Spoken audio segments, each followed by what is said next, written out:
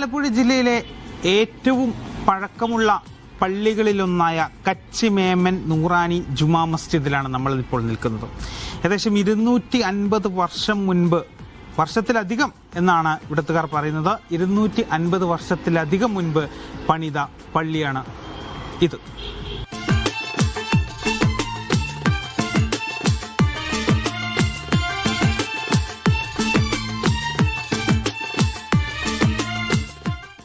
രാജ കേശവദാസിന്റെ ക്ഷണപ്രകാരം ഗുജറാത്തിലെ കച്ചിൽ നിന്നെത്തിയ മലഞ്ചരക്ക് വ്യാപാരികളായ നൂറാനി കുടുംബം പണിതതാണ് കച്ചിമേമൻ നൂറാനി ജുമാ മസ്ജിദ്.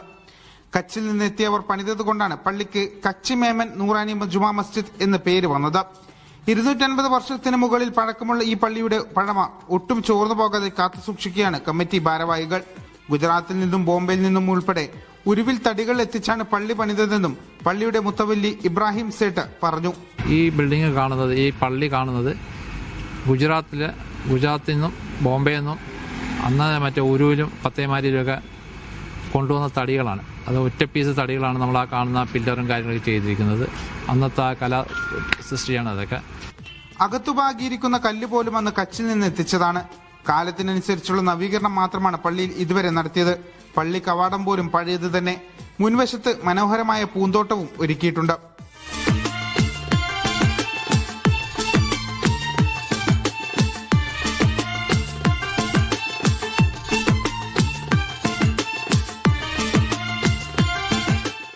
വർഷങ്ങൾ പഴക്കമുള്ള പള്ളിയും ഇതിന്റെ നിർമ്മിതിയും കാണാൻ ആലപ്പുഴയിലെത്തുന്ന സഞ്ചാരികളും ഇവിടെ എത്താറുണ്ട്.